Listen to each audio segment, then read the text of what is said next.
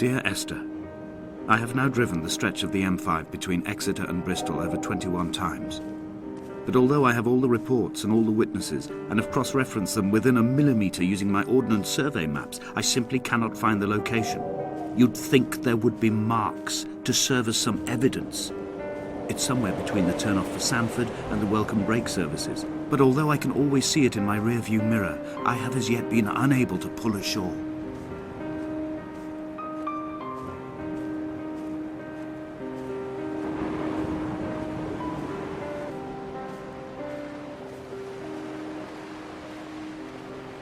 There must be a hole in the bottom of the boat. How else could new hermits have arrived?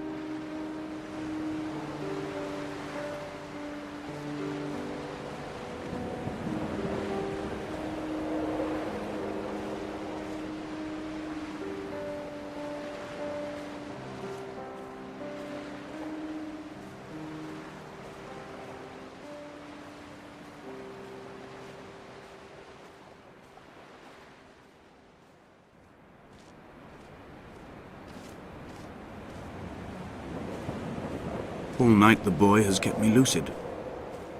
I sat, when I was at the very edge of despair, when I thought I would never unlock the secret of the island, I sat at the edge, and I watched the idiot boy blink through the night.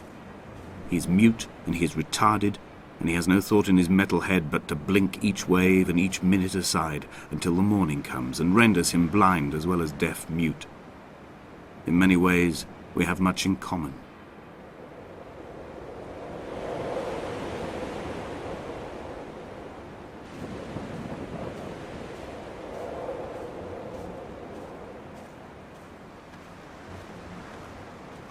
I had kidney stones, and you visited me in the hospital. After the operation, when I was still half submerged in anesthetic, your outline and your speech both blurred. Now my stones have grown into an island and made their escape, and you have been rendered opaque by the car of a drunk.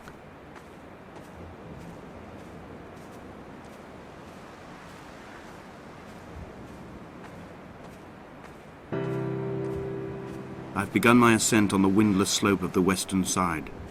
The setting sun was an inflamed eye squeezing shut against the light shone in by the doctors. My neck is aching through constantly craning my head up to track the light of the aerial. I must look downwards, follow the path under the island to a new beginning.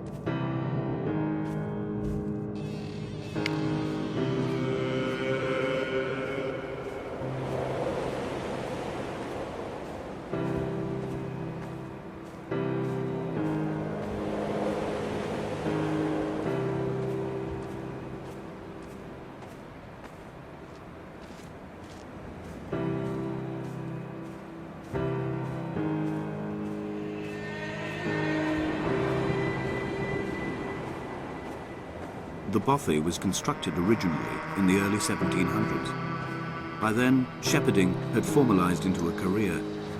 The first habitual shepherd was a man called Jakobsen, from a lineage of migratory Scandinavians. He was not considered a man of breeding by the mainlanders.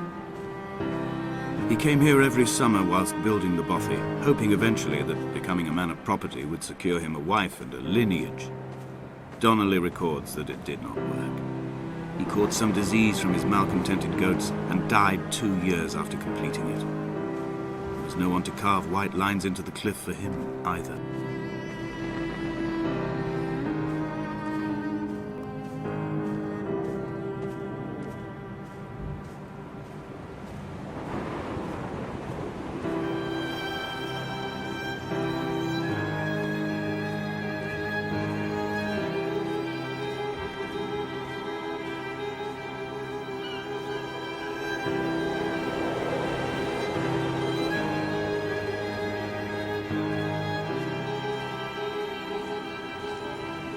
Inventory. A trestle table we spread wallpaper on in our first home. A folding chair. I laughed at you for bringing camping in the lakes.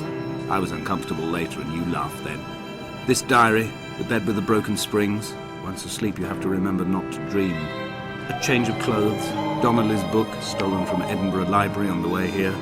I will burn them all on the last morning and make an aerial of my own.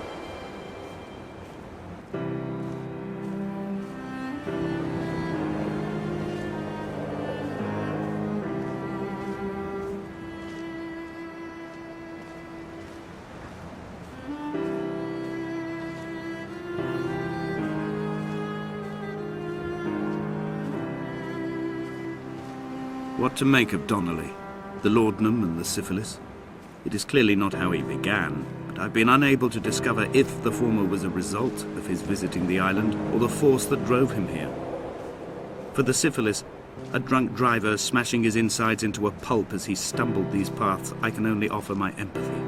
We're all victims of our age. My disease is the internal combustion engine and the cheap fermentation of yeast.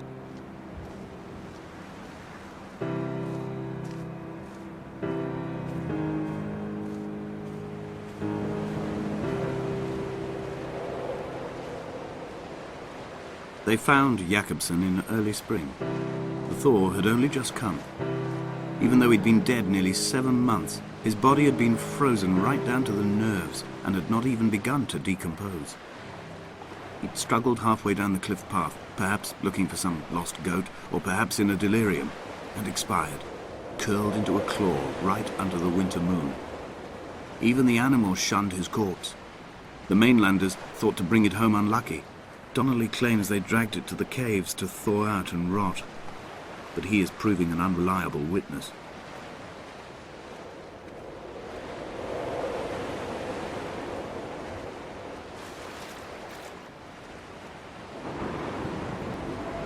Climbing down to the caves, I slipped and fell and have injured my leg.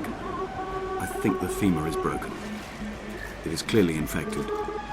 The skin has turned a bright, tight pink, and the pain is crashing in on waves, winter tides against my shoreline, drowning out the ache of my stones.